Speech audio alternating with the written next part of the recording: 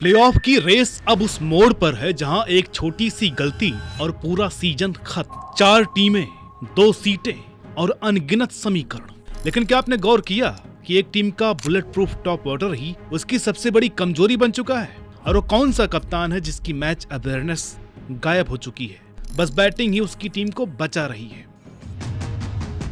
अब कहने को तो ये चारों टीमें अच्छा कर रही हैं, पर हकीकत ये है कि आरआर की 15 साल के लड़के पर ओवर डिपेंडेंसी और दिल्ली का फैलाया हुआ रायता किसी भी पल बाजी पलट सकता है। आज इन चारों की कुंडली में वो एक लूप होल ढूंढेंगे जो तय करेगा कि कौन टॉप 4 में सरप्राइज एंट्री मारेगा और किसका बोरिया बिस्तर इसी हफ्ते बंध जाएगा। एक ऐसी टीम भी है जिसका नाम सुनकर के आप कहेंगे कि हैं, ये कैसे मुमकिन है।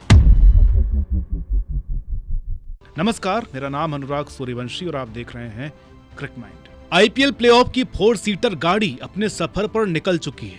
शुरू में इसको स्टार्ट देने के लिए हर किसी ने धक्के लगाए, लेकिन आगे वाली सीट पर केवल आरसीबी और पंजाब किंग्स ही दिख रहे हैं। अब पीछे की 2 सीट्स के लिए 4 टीम्स में जबरदस्त मारपीट होने वाली, और मारपीट देखने वालों में Mumbai Indians, Kolkata night Riders और लखनऊ सुपर जायंट्स को फ्रंट सीट मिली है। अब चारों टीमों जीटी, एसआरएच, डीसी और आरआर में ये देखना होगा कि किसको मिलती है ये बाकी 2 सीट।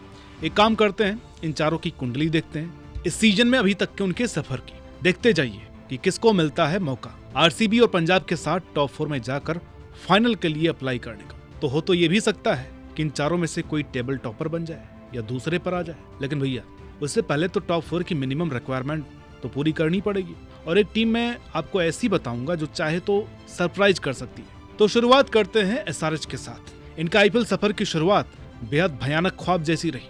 1 जीते 3 हारे, लेकिन उसके बाद ये पटरी पर तो वापस आ चुके हैं। अभिषेक शर्मा 212.2 के स्ट्राइक रेट से रन कूट रहे हैं। उनके साथ हेड भी फॉर्म में है। फिर ऊपर से क्लासन, ये बंदा अब स्पिनर्स के लिए काल बन चुका है। उसका 149.78 का स्ट्राइक रेट मिडिल ओवर्स में गेम को कभी स्लो नहीं होने देता। सीधा लॉजिक है कि ऊपर से अभिषेक कूटते हैं और अगर एक आध विकेट गिर भी जाए तो क्लासन आकर बोरिया बिस्तर बांध देते हैं। नीचे से एनकेआर, अनिकेत वर्मा और सलिल अरोड़ा अच्छे टच में है। मिडिल फेज में एसआरएच 9.85 की रेट से बैटिंग करती है। इसे इनको थोड़ा सा इंप्रूव करना होगा, क्योंकि वो इस मामले में भी वो डीसी से पीछे हैं। वहीं डेथ ओवर्स में बैटिंग में 198 का एसआरएच का स्ट्राइक रेट खौफजदा करने को काफी है। अब बॉलिंग में पहले हर्षल और जयदेव के भरोसे डेथ ओवर्स में रहना एसआरएच के लिए आग से खेलने जैसा था। परेशान मलिंगा के आने से थोड़ी जान आ गई है। शाकिब भी अच्छा कर रहे हैं। स्पिन में हर्ष दुबे और शिवांग कुमार ठीक ठाक है, मतलब काम चल जाता है। कमिंस वापस आ चुके हैं। इसने ईशान को और भी फ्री हैंड दे दिया है। डेथ ओवर गेंदबाजी में ये टीम सबसे बेस्ट कर रही है। 9 से भी कम की इकोनॉमी के साथ लास्ट के 5 ओवर में टाइट गेंदबाजी का क्रेडिट एहसान मलिंगा और शाकिब को जाता है, लेकिन इससे भी ज्यादा इनके स्पिनर्स को और एनकेआर को जाता है, जो मिडिल फेज में किफायती स्पेल डाल जाते हैं। मिडिल ओवर्स में एसआरएच की इकोनॉमी भी 9 से कम है। इन्हें बस अपनी खराब फील्डिंग को ठीक करना होगा। कैच छूटने से ज्यादा मिस फील्डिंग और मिस कैलकुलेशन ने इनकी नाक में दम कर रखा है। अब बात जीटी की। इस टीम को शुभमन गिल और उनके top order partners Sai Sudarshan और जॉस बटलर ने मिलकर अपने कंधों पर उठा रखा है। गुजरात की सबसे बड़ी ताकत ही उसकी सबसे बड़ी कमजोरी बन चुकी है। गिल, साई और बटलर जब तक क्रीज पर हैं, गुजरात बुलेट प्रूफ लगती है, पर जैसे ही ये तीनों आउट होते हैं, गुजरात की हालत बिना पतवार की नाव जैसे हो जाती है। राहुल तेवतिया और शाहरुख खान का फॉर्म कैसा है आप जानते हैं, इसलिए मिडिल ओवर में जीटी का रन रेट केवल 8.25 है। ये है कि डिफेंस के मामले में आज भी गुजरात को हराना बहुत मुश्किल है। राशिद खान मिडिल ओवर्स में और रबाडा डेथ में अच्छा ही कर रहे हैं। जेसन होल्डर के आने से टीम को वो एक्स फैक्टर मिला है जो बैटिंग में गहराई देता है। और भाई समस्या ये है कि राशिद के साथ कोई दूसरा स्पिनर विकेट नहीं निकाल पा रहा है। उसका तोड़ ये निकाला बाकी ने कि गुरु राशिद को संभाल कर खेलो, बाकियों को लगा दो। बात इतनी सी है कि अगर तेवतिया और शाहरुख खान ने अपनी फिनिशर वाली जॉब पूरी नहीं की और ये मोमेंट उनके आखिरी 2 से 3 मैचों में आ गया, तो गुजरात का 2026 का सफर प्लेऑफ से पहले ही खत्म हो सकता है। बॉलिंग मैच बचा सकती है, पर जब तक मिडिल ऑर्डर रन नहीं बनाएगा तब तक सिर्फ उम्मीद के सहारे काम नहीं चलेगा। अब अगले कंटेंडर हैं आरआर। अभी तक तो यही कहा जा रहा था कि एक 15 साल के लड़के पर पूरी टीम डिपेंड है, लेकिन रियान पराग भी अब फॉर्म में आ चुके हैं। देखते हैं कब तक रहते हैं। अब टीम वैभव की बैटिंग पर और भी ज्यादा डिपेंड हो गई है। आगे बताता हूँ। ओपनिंग में यशस्वी और वैभव 12 के रन रेट से बल्लेबाजी कर रहे हैं। इस वजह से रॉयल्स की यह स्ट्रेटजी साफ है कि शुरुआत में इतना कूटा जाए कि विपक्षी टीम डिफेंसिव हो जाए। नीचे से जुरैल भी अच्छा कर रहे हैं, रियान भी अच्छी फॉर्म में लग रहे हैं। अभी इन्होंने कुछ दिन पहले धुआं कर दिया था।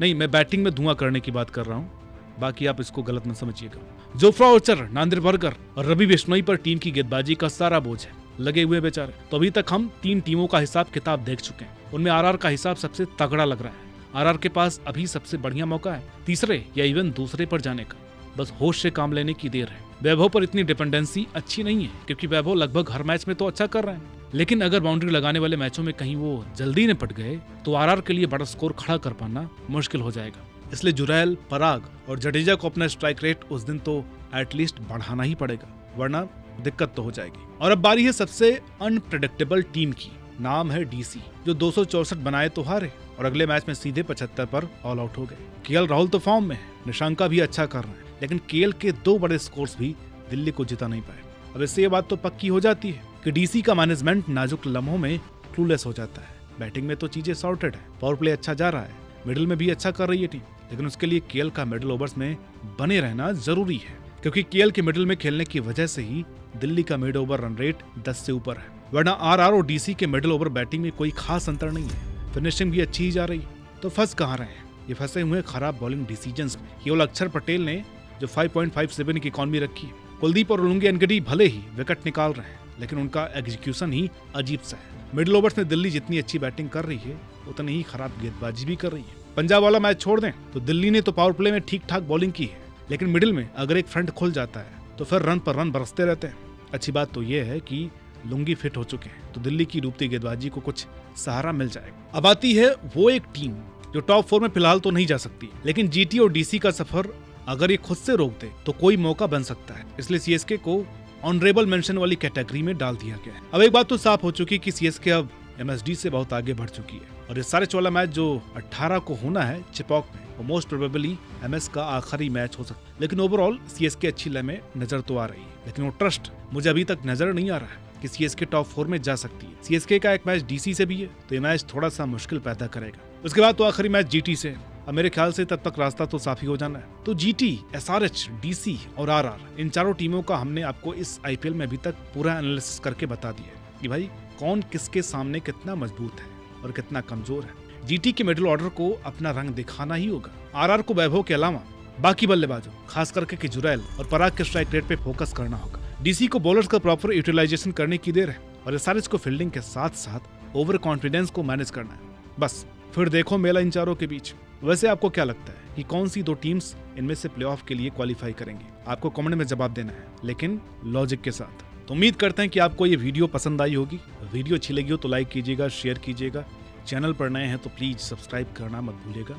आप में से बहुत सारे दर्शक हमारी वीडियोस को देखते हैं, लगातार देखते हैं, लेकिन चैनल को अभी तक सब्सक्राइब नहीं किया है। तो आप लोगों से भी हाथ जोड़ करके निवेदन है कि प्लीज अगर आप वीडियो देख रहे हैं और हमारा काम आपको, हमारी मेहनत आपको पसंद आ रही हो, प्लीज चैनल को सब्सक्राइब जरूर करें। हमारा लक्ष्य जल्द से जल्द 1 लाख सब्सक्राइबर्स तक पहुंचना है। अभी आप लोगों के हाथों में, देखते हैं कि कब तक पहुंचता है। मिलते हैं आपसे अगली वीडियो में, तब तक के लिए नमस्कार।